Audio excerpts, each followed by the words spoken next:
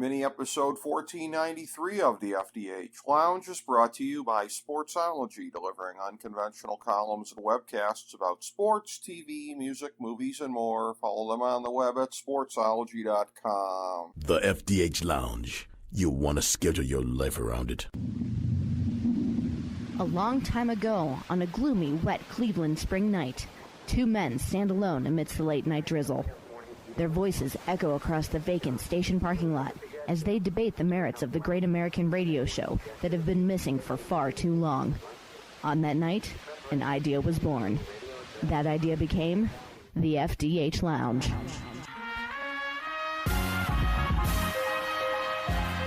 Welcome to the FDH Lounge. It's amazing, and one of the reasons I bring up 2012 as opposed to 2008, you and I were working together over at the internet station. The old network, yes. And you and I were kind of on our island. Yes. We had arguments with some of our coworkers at the time about the rise of Barack Obama.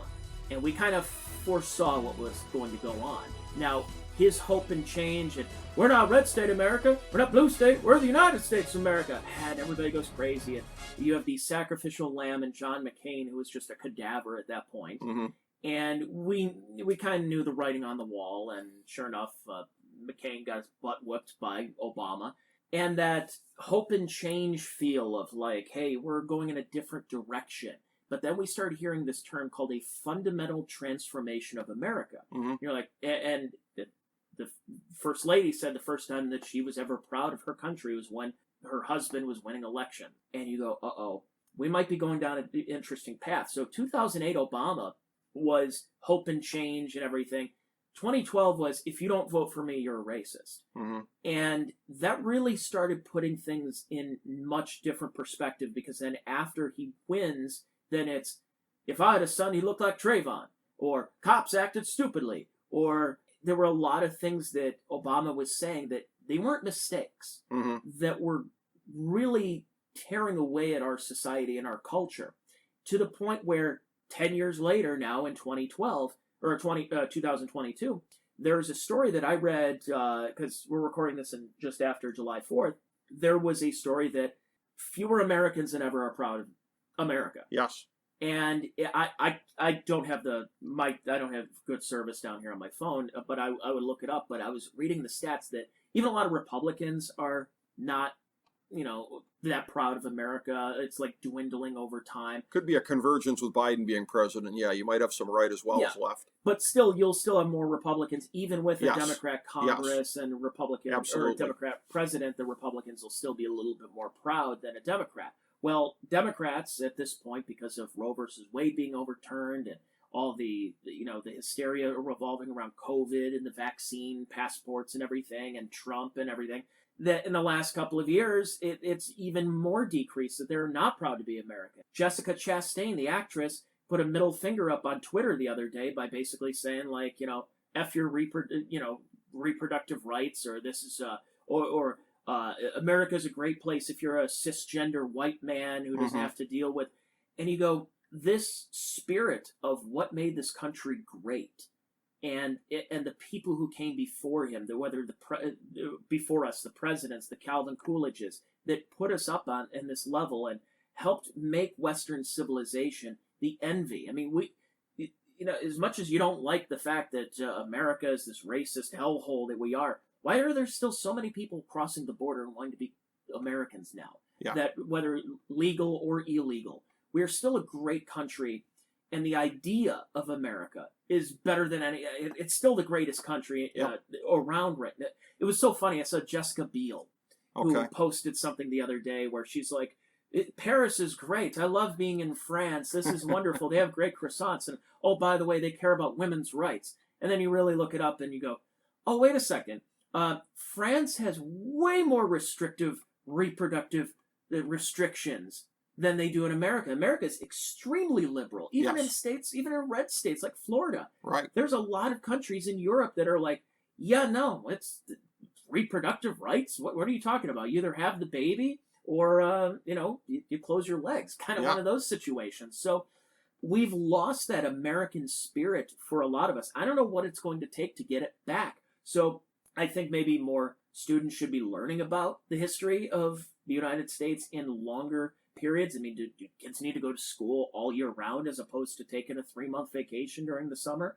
We just don't. We have like the Cliff Notes version of history, but it's not even just the Cliff Notes version of U.S. history. It's the Howard Zinn Cliff Notes version of history, where we're only getting certain things that are sanitized thanks to Scholastic and McGraw-Hill and all these other companies that have thrown their biases, and all the way to the Ibram X. Kendi and the Nicole Hannah-Jones 1619 Project and critical race theory and gender theory and genderqueer this and that and stuff. It's like, this is what's kind of breaking things up in the country. Now, this is where we get to somebody like Coolidge, where promoting federalism and states' rights and school choice. Now that's the big one, is we're hearing about school choice. We're hearing more people care about capital gains taxes and everything like that. These are now finally at the forefront, where maybe we are on a new precipice. Maybe we are crossing over where some of us are like, yeah, I care more about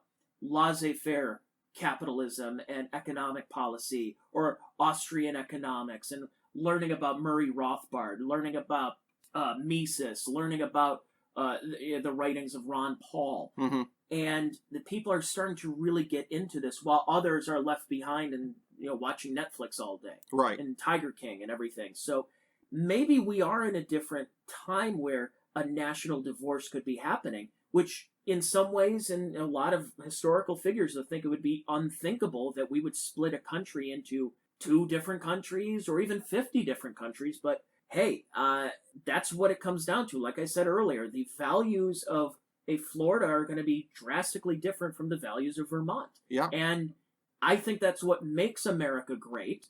And that's where you did have McKinley's, you did have Coolidge, you did have some of these other kind of hands-off presidents understood that at the time. But we were also admittedly in a different country. We're in a different media and medium, and it's just a different society now. Well, yeah, and that's where it's interesting, as you were going along and making your points that you subsequently mentioned, and I don't know that this name would have come to mind for me, but you put your finger on it as far as exemplifying it when you said Howard Zinn, because I was going to make a point about that way of thinking, but he exemplifies it perfectly with his textbooks and all of his things like that, is that what progressivism has always embodied is a conditional love of country. Yeah. And like what you said about Michelle Obama and everyone else, and that when the mask drops, they'll admit it. They're conditionally proud of country. And listen, there are left-wing intellectuals who, and I check out all ranges of media here. I used to really enjoy listening to, agreed with hardly any of it, but the Michael Brooks podcast when he was still alive before he sadly passed away. Like, I will listen to things and seek out different points of view. And the intellectually honest ones will admit that. It is based on a conditional love of country. I don't love my country unconditionally, because if you do, that means you love slavery, that means you love this, that, whatever, as opposed to, again, you can love your country, I think, without reservations, without excusing some of the worst things that we've done over a period of time. You and I are both Catholics. Yes, yes. And I can love my faith. Yes. I can love the tenets of Catholicism, yes, while also understanding that there is a massive problem that was being covered up for many years. Yeah, the kid diddling. Absolutely. Yeah. So we're allowed to separate the two by understanding that it's nuance. It's a perfect point of comparison. All about nuance. Yes. And I think love of country and the love of, I hate the word, nationalism, not white nationalism, nationalism, much different. You can say patriotism, nationalism, whatever it is, but love of country, you can understand that, yes, America participated in some pretty heinous stuff in its history, but also what you're looking at it through the lens of 2022, that, hey, maybe in a different, they weren't woke enough for us back in the day, but yeah, America did some crappy things. So did every other country. Right. And you have to take the good with the bad and understand that's all part of our history. And one of my big things, I always say this in a lot of podcasts when I talk about history, is history is not always kind. Right. Do the winners write the history books? Sometimes. Yeah. I think in certain cases, but I think nowadays when you start dwelling on the pitfalls of America and not teaching children what is great about this country, if you're just going to say it's great because gay people can get married now and there's 3 bathrooms now for somebody who's not identifies as non-binary, you're only looking at it.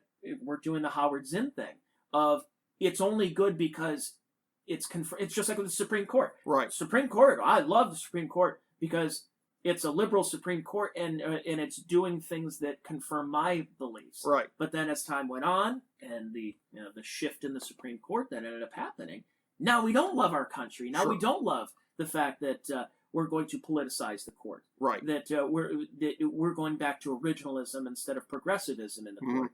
And it's and by the way, I should say this now: Republicans are guilty of this too. Sure. They are guilty of bastardizing their own view of history and trying to muddy the waters. Absolutely. And you have neoconservatives who love to get us into any type of war possible. Yep. You war have boners. Anywhere from the Bill Kristols of the world to Mitch McConnell and Lindsey Graham that have never seen a war they haven't wanted us to get into. Tom Cotton. The fact that we're still sending money to Ukraine and not having any prominent Republicans say, you were sending money to Ukraine, but there are still families that are out of work and were put out because of COVID in the last couple of years, and we sent them a couple of bucks, right? Essentially, if anything. Also, yet we're sending tens of billions over to Ukraine. Well, Raytheon. what's going to happen when about a dozen planes at various points in time around the world get shot down by Stingers? What are we going to have to say about that, huh? Because we're not keeping track of where they're going.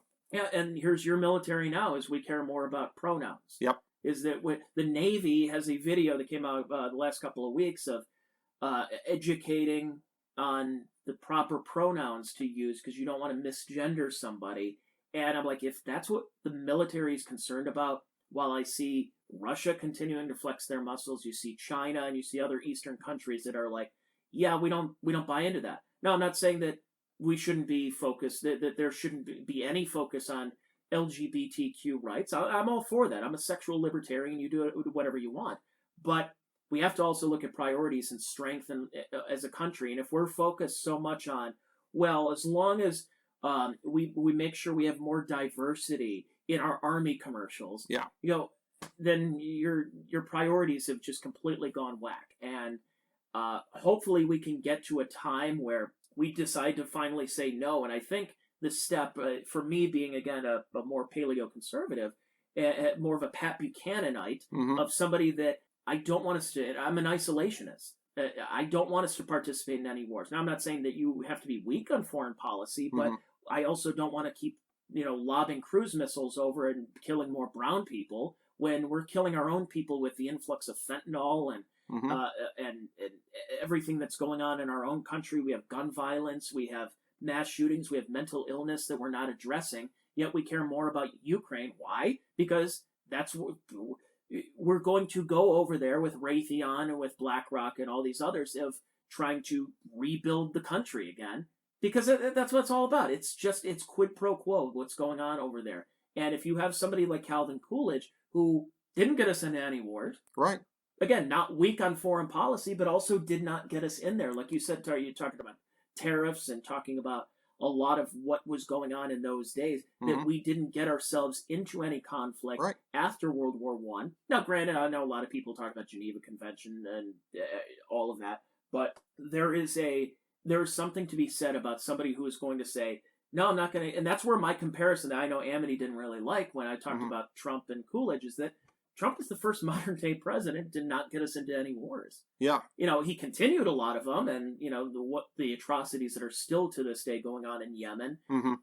But he didn't get us into any major wars at this time. Yeah. And I think you need to applaud that, especially for a president. I know the bar is very low, but for that to be going on, I know the more stuffy shirt East Coast elitist conservatives don't like that, but it's the truth. Yeah, no, I mean, and there's nothing wrong with applauding being able to stay out of wars. The way that I describe it with myself, I always go for the label of common sense non-interventionist. Is not a pacifist in the sense of if there is a need to do something, but it damn well better be a good need, and it damn well better be spelled out. So I mean, Coolidge standing as a man of basically a bygone time as far as the values of America and everything like that. I mean, we've pretty well defined that as a theme, and that he was kind of the end of it when he left office here, to start to bring it full circle on my end, from my perspective. I want to go back to what you said before about you and I somewhat being on a little bit of an island at the Sports Talk Network days, and I still remember, and I think you were on it, the election night special in 2008,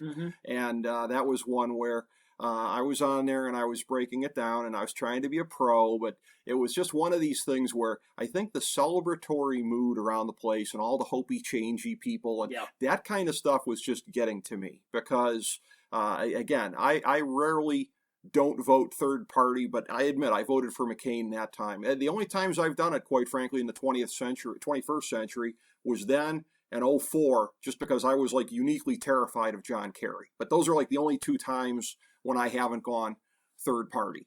So, and I knew McCain wasn't going to win. I knew that it was a loser campaign and everything like that. Although I was fond of... It was a protest vote. It was a protest vote, yeah. I was fond of Sarah Palin before she really completely flipped her disco. I was fond of her at that moment in time and hoped that she would become the next president. But the one moment in time, I will always cherish this, and I subsequently apologized to my friend for the remark I made, but I got so heated. It's the only time Paul Belfi ever called me out for unprofessionalism, because I said on the air, just capturing the mood of everything like that, and I happened to single in on one of our friends as being representative of this, and I ranted into the microphone that it is an atrocity that we live in a country where Anthony Petrone's vote can cancel out my own.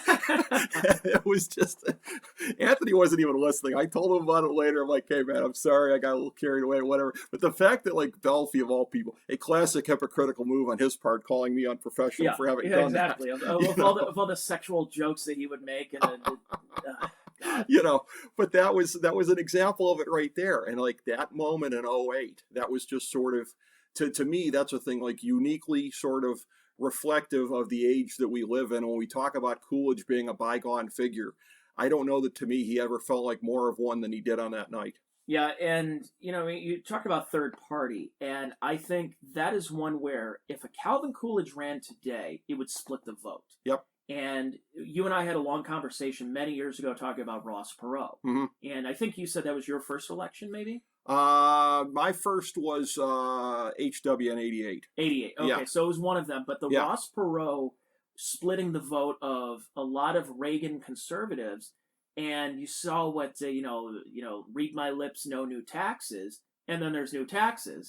And you realize that George H.W. Bush was just a feckless leader, got us into a stupid war in the Desert Storm, and really just never took off of like being as we talked about earlier, as being the successor to Ronald Reagan. Yep. So because of that, you had somebody like Ross Perot who came on board and kind of showcased what he can do economically as we headed towards the 21st century of what could be a possibility. And a lot of conservatives said, yeah, I mean, look, I would prefer who's ever going to be the Democrat candidate to not win, but this guy has the right idea. And what it did is it split the vote, and Bill Clinton, obviously, and the rest is history, what you see from the entire Clinton family in the last 30 years that we've seen since Whitewater. The third-party candidates that have popped up have just really not been as effective. But in 2012, I voted for Ron Paul. I went Ron Paul that time because... you and I talked about it, and we made our protest vote for John McCain in 2008. We held our nose, and that was my first actual election because I was 20 years old at the time. By 2012, and we had a lot of conversations because we were kind of on the Rand Paul train, I believe, and Rand just wasn't there yet. He's there now. Right. He's been outstanding when he's been holding Fauci to the fire and everything that's been going on during the COVID regime. But in 2012 and 2016, Rand Paul was not there. So, and I was not a Mitt Romney guy, and I know you called him Mittens as a pejorative. Loathed him. And sure enough, what did he do? He was just all he was just a namby-pamby. I'm a conservative who I'm religious, and I'm this and Paul Ryan, and another one with his widow's peak, and I work out to Rage Against the Machine. Good for you. Yeah. The Republicans needed to get their butts kicked, and they did in order to try to regroup after the Tea Party movement. But I was a Ron Paul guy because I'm like, you know what? this Ron Paul is the right idea. I wasn't on board in '08 because I think I read a lot of fake stories about him talking about space aliens and everything. Like, this guy's a little bit of a nutso for me. And then you look into it and you say, this man's brilliant. And that's why I decided I'm going third party and I'm voting, because I know Obama's going to win the second term, but I need to go third party. So if you had a Calvin Coolidge or somebody who was just a very heavy policy person that would be on that big stage for whether it's a Republican or even a Democrat, who knows? But I think more, well, let's be honest, would be more Republican heading into 2024. We all know that if Trump decides he's going to run, he has a very good shot at winning. If Trump feels that he's getting a little old or whatever the case is, it's probably going to be Ron DeSantis. But who's the next Calvin Coolidge? Is there a Calvin Coolidge that is in our Congress right now? If anything, I'm a big Thomas Massey guy. I think he's just fantastic. I think he kind of is in that like true small government type of conservative libertarian, and that's non-interventionalist. I think he's somebody that to kind of watch out for as time goes on. But again, I don't know if there's going to be somebody that is just like, guys, I just want to get my job done and go home. Like, I want to clock in, I want to clock out. We don't have that type in our DNA, whether it's Republican or Democrat. Yeah, no, that is definitely the case.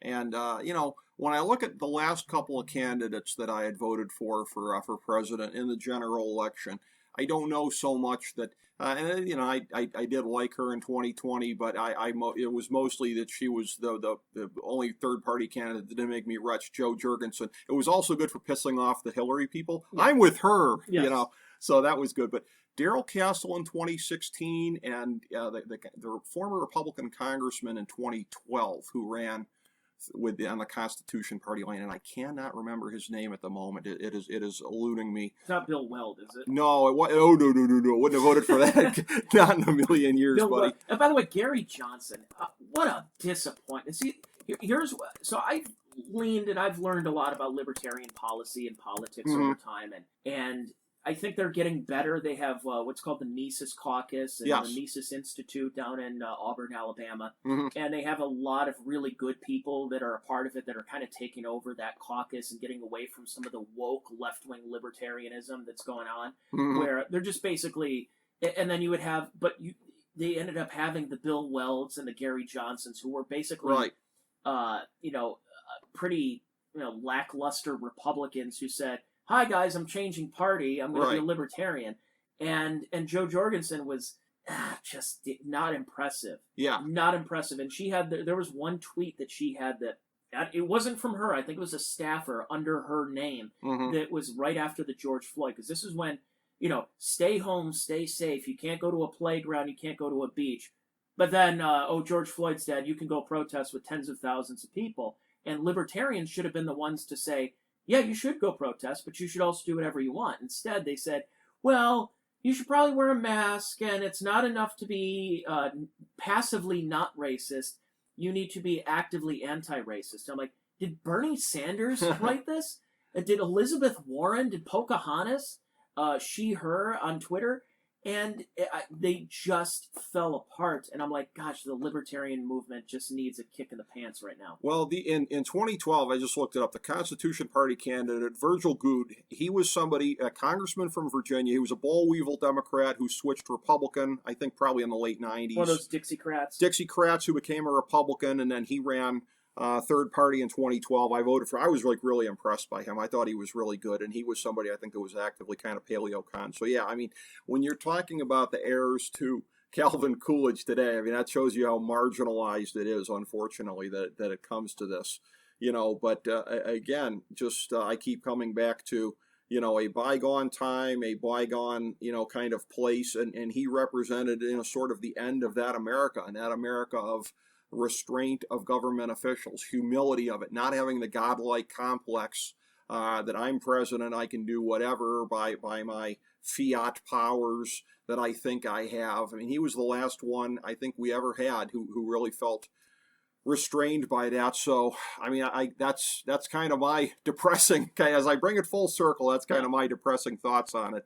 How would you sum up basically what he meant and where that led us to? Well, where I look at some of these conservatives that have fallen in line of looking at Calvin Coolidge, and I always make the joke, I half joke about this, but I've said it on my podcast, if we go to Mount Rushmore, if there's a way we can explode the Teddy Roosevelt and Abraham Lincoln off of there, and have a contest to see who the other two would be. And in my opinion, the three that would be up there, and one of them has to be knocked out, it's the one of those FMK type of situations, is I would put up there Ron Paul, Pat Buchanan, and Clarence Thomas. Okay. Because all three of them are people who, when you start looking at their policy and what they have, some of their writings, fall in line with the Calvin Coolidge type of, when you have Clarence Thomas, who is an originalist, and when you look at policy, and Ron Paul and Pat Buchanan, when he ran for the Republican ticket and then eventually the Reform Party, that the big thing was fiscal policy. Yeah. And that's what Calvin Coolidge was a part of, was fiscal policy and constitutionalism. And we have gotten away from that. Doesn't matter which party you're looking at, whether you're, a fan of Joe Biden, if you're riding with Biden, or if you're Donald Trump, you're on the Trump train. We've gotten away from the tenets of the Constitution and getting away from that and looking at the what everything is.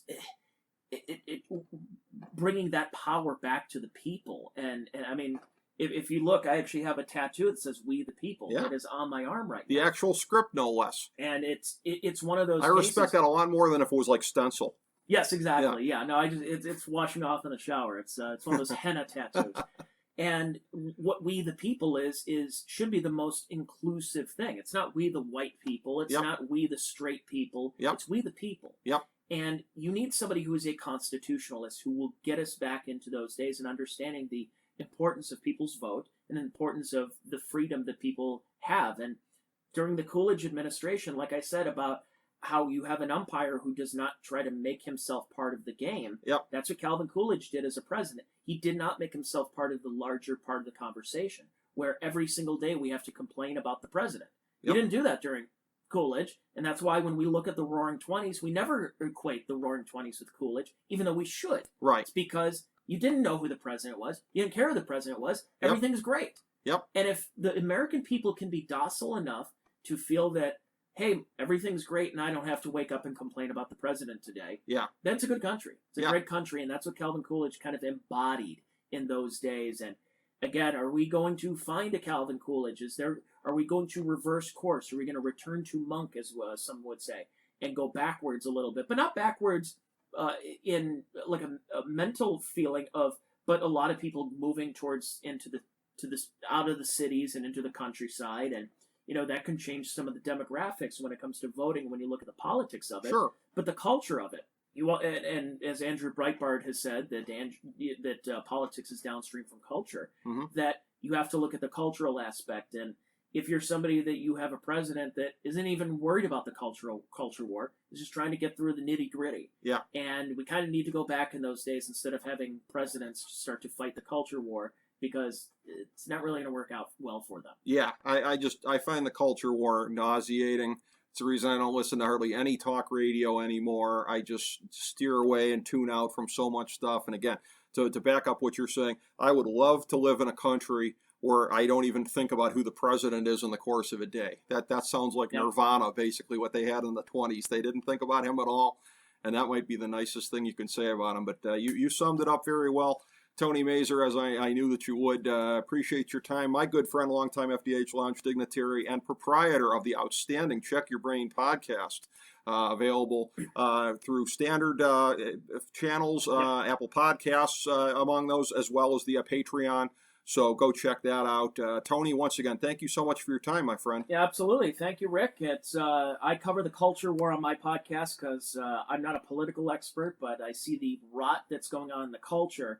So I like to look at the politics and apply some of the culture to it, because I feel I'm a little bit closer to that than being somebody who can be a political expert. But yeah, go check out my podcast. It's free every Wednesday. I got a podcast coming up tomorrow where we rip on the Maxwell Show. Okay. Which is really fun from back in the day. It's a local Cleveland reference.